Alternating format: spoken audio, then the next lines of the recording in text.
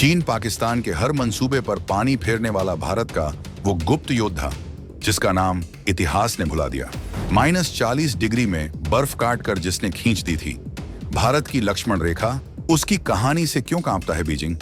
हिमालय का वो नेपोलियन जिसने तिब्बत तक लिख दी थी जीत की दास्तां, उसकी विरासत पर आज क्यों हो रहा है संग्राम? एक अकेले सेनापति ने कैसे बदल दिया था एशिया का नक्शा और भारत को दे गया वो ब्रह्मास्त्र जिसका तोड़ चीन के पास भी नहीं। आज जब लद्दाख पूर्ण राज्य के दर्जे की मांग को लेकर सुलग रहा है, जब एक्टिविस्ट सोनम वांगचुक को लेकर माहौल गर्म हो रहा है, तो हर भारतीय के मन में एक सवाल कौंध रहा है, आखिर लद्दाख का सच क्या है? ये सिर्फ जमीन का एक टुकड़ा है या भारत की आत्मा का वो हिस्सा जिसे बचाने के लिए हमारे एक पूर्वज ने अपनी जान की बाजी लगा दी थी? ये कहानी उस दौर की है जब भारत की सीमाओं को तलवार की नोक पर तय किया जाता था। ये दास्तां है एक ऐसे महायोद्धा की जिसकी रगों में बहता खून हिमालय की बर्फ को भी पिघलाने का दम रखता था। एक ऐसा सेनापति जिसकी दूरदर्शिता ने लगभग 200 साल पहले ही चीन और पाकिस्तान के नापाक इरादों को भांप लिया था और भारत की उत्तरी सीमा पर एक ऐसी फौलादी दीवार खड़ी कर दी थी जिसे लांघना आज भी दुश्मन के लिए एक बुरा सपना है। ये वो गुमनाम नायक है जिसकी वजह से आज दुनिया के नक्शे पर लद्दाख भारत का अभिन्न अंग है। ये वो रणनीतिकार है जिसने भारत को वो सबसे बड़ा सामरिक हथियार सौंपा जिसकी काट दुनिया की कोई भी सुपर पावर आज तक नहीं ढूंढ पाई है। हम आपको बताएंगे इस धमाकेदार खबर की पूरी कहानी, तो बने रहिएगा वीडियो पर और इस संबंध में आपके जो भी विचार हो कमेंट में लिखकर जरूर बताइएगा। तो चलिए पर्दा उठाते हैं इतिहास के उस पन्ने से जिस पर सुनहरे अक्षरों में लिखा है नाम जनरल जोरावर सिंह कहलुरिया। जी हाँ, यही वो नाम है जिसे सुनकर हिमालय की चोटियां भी अदब से सिर झुकाती हैं। ये वो शख्सियत है जिसे दुनिया भारत का नेपोलियन कहती है, लेकिन सच तो ये है कि नेपोलियन को फ्रांस का जोरावर सिंह कहा जाना चाहिए। 1784 में हिमाचल प्रदेश के कांगड़ा की वीर भूमि पर एक राजपूत परिवार में जन्मे इस बालक की आंखों में बचपन से ही एक अलग ही चमक थी। वो चमक थी भारत की सीमाओं को आसमान तक फैलाने की। वो आग थी दुश्मनों को उनकी औकात दिखाने की। जवानी की दहलीज पर कदम रखते ही जोरावर सिंह का परिवार जम्मू में आ बसा और यहीं से शुरू हुआ एक साधारण सैनिक से भारत का सबसे महान सेनापति बनने का अविश्वसनीय सफर। उन्होंने जम्मू के महाराजा गुलाब सिंह की सेना में एक सिपाही के तौर पर अपनी सेवाएं शुरू की, लेकिन कहते हैं ना, हीरा कोयले की खान में भी अपनी चमक नहीं खोता। जोरावर की असाधारण वीरता, उनकी बेमिसाल नेतृत्व क्षमता और उनकी चीते जैसी फुर्ती ने बहुत जल्द ही महाराजा गुलाब सिंह का ध्यान अपनी ओर खींच लिया। वो जोरावर के शौर्य और उनकी वफादारी से इतने प्रभावित हुए कि उन्हें एक के बाद एक तरक्कियां देते चले गए। जल्द ही जोरावर सिंह महाराजा गुलाब सिंह के सबसे भरोसेमंद और खास सिपह सालारों में गिने जाने लगे। उनकी काबिलियत को देखते हुए उन्हें भीमगढ़ जैसे महत्वपूर्ण किले की कमान सौंपी गई, जिसे उन्होंने अपनी सूझबूझ से और भी अभेद्य बना दिया। साल 1819 में जब महाराजा रणजीत सिंह ने कश्मीर का एक बड़ा हिस्सा जीतकर महाराजा गुलाब सिंह को सौंप दिया, तो राज्य के कुशल संचालन और उसकी सुरक्षा की सबसे बड़ी जिम्मेदारी जोरावर सिंह के कंधों पर ही आई। उन्हें किश्तवाड़ समेत कई अहम जागीरों का गवर्नर नियुक्त कर दिया गया। देखते ही देखते अपनी योग्यता के बल पर जोरावर सिंह डोगरा रियासत में महाराजा के बाद दूसरे सबसे शक्तिशाली व्यक्ति बन चुके थे। लेकिन उनकी मंजिल सिर्फ गवर्नर बनना नहीं थी।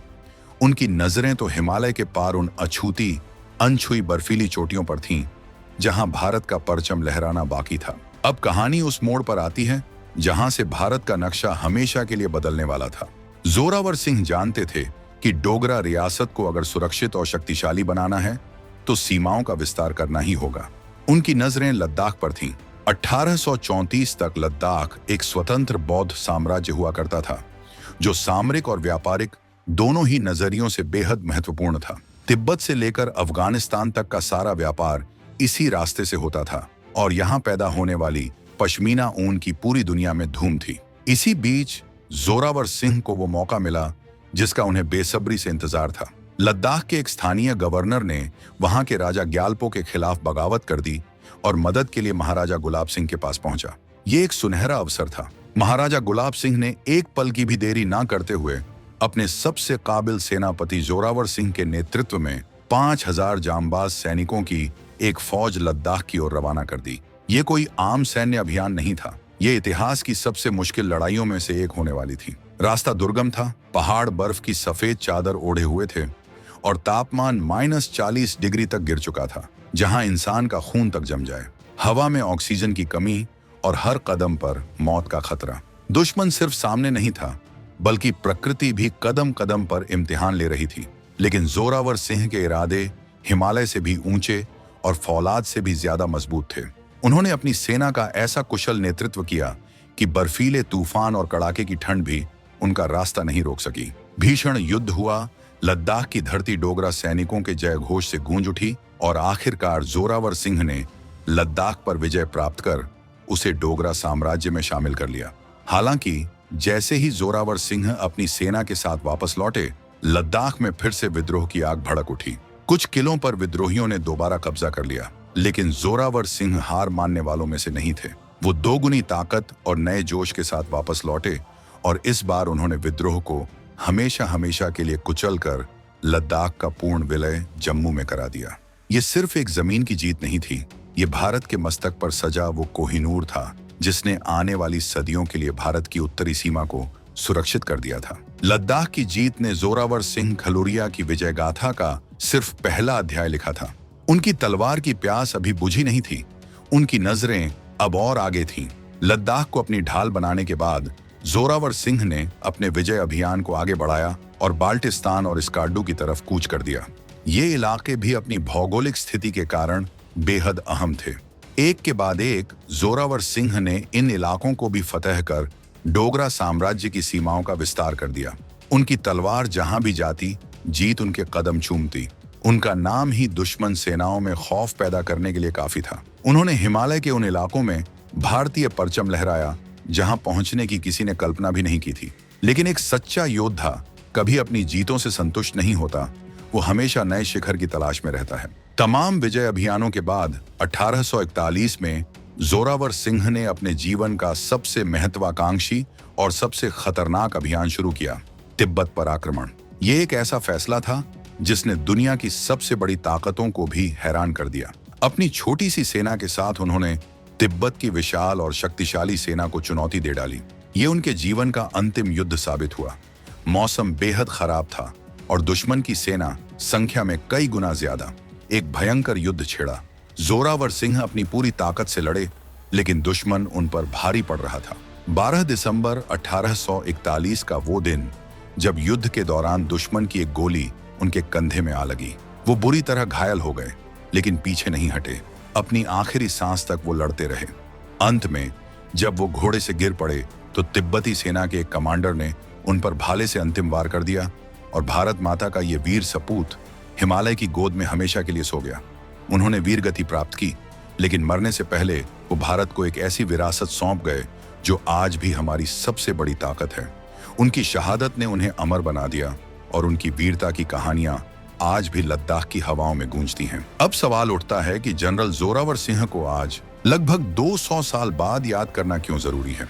इसका जवाब आज के जियोपॉलिटिकल हालात में छिपा है। जोरावर सिंह सिर्फ एक सेनापति नहीं थे, वो एक महान रणनीतिकार और दूरदर्शी थे, जिनकी विरासत आज भारत के लिए एक गुप्त ब्रह्मास्त्र बन चुकी है। चलिए एक एक करके उन गुप्त फायदों को समझते हैं जिनकी भनक न चीन को है न पाकिस्तान को। पहला और सबसे बड़ा फायदा, सामरिक ढाल। जोरावर सिंह ने लद्दाख को जीतकर भारत को चीन के खिलाफ एक ऐसी अजेय सामरिक ढाल दी जिसकी कोई काट नहीं। आज चीन जिस लद्दाख पर अपनी नजरें गड़ाए बैठा है, उसकी चोटियों पर भारतीय सेना की मौजूदगी का श्रेय सिर्फ और सिर्फ जोरावर सिंह को जाता है। उन्होंने हमें वो हाई ग्राउंड एडवांटेज दिया जो किसी भी युद्ध का रुख पलट सकता है। दूसरा गुप्त हथियार, ऐतिहासिक दावा। चीन और पाकिस्तान अंतर्राष्ट्रीय मंचों पर लद्दाख को विवादित क्षेत्र बताने की कोशिश करते हैं, लेकिन जोरावर सिंह की 1834 की विजय इस बात का पुख्ता सबूत है कि लद्दाख पर भारत का दावा ऐतिहासिक और सैन्य दोनों ही दृष्टियों से सबसे मजबूत है। ये वो ऐतिहासिक जड़ें हैं जो चीन के हर झूठ को बेनकाब कर देती हैं। तीसरा छिपा हुआ खजाना, ट्रेड रूट कंट्रोल। उनकी जीत ने अफगानिस्तान से तिब्बत तक जाने वाले उस प्राचीन व्यापार मार्ग को भारत के नियंत्रण में ला दिया। ये वही गुप्त आर्थिक ताकत थी जिसने डोगरा साम्राज्य को मालामाल कर दिया था, और आज भी उसी सामरिक लोकेशन का फायदा भारत को मिलता है, जिससे वो इस पूरे क्षेत्र की गतिविधियों पर नजर रख सकता है। चौथा और सबसे बड़ा मनोवैज्ञानिक दबाव। पश्चिम के कई देश ये मानते हैं कि लद्दाख ऐतिहासिक रूप से तिब्बत चीन का हिस्सा रहा है, लेकिन जोरावर सिंह की विजय इस धारणा को चकनाचूर कर देती है। यह तथ्य कि भारत की सैन्य उपस्थिति चीन के तिब्बत पर नियंत्रण से भी पहले की है, बीजिंग को अंतर्राष्ट्रीय मंच पर कमजोर करता है और उसके प्रोपेगेंडा की हवा निकाल देता है। तो इस गुमनाम योद्धा जनरल जोरावर सिंह कहलूरिया के बारे में आपके क्या विचार हैं? क्या आपको नहीं लगता कि उनकी कहानी भारत के हर बच्चे को पढ़ाई जानी चाहिए? कमेंट्स में अपनी राय जरूर बताइएगा। लेकिन क्या आप जानते हैं कि जोरावर सिंह की कहानी का एक और पन्ना है जो तिब्बत के उन मठों में आज भी दफन है? एक ऐसा राज जिसे अगर दुनिया जान ले तो चीन की बची खुची इज्जत भी मिट्टी में मिल जाएगी। जानना चाहते हैं वो रहस्य? तो इंतजार कीजिए हमारे अगले वीडियो का।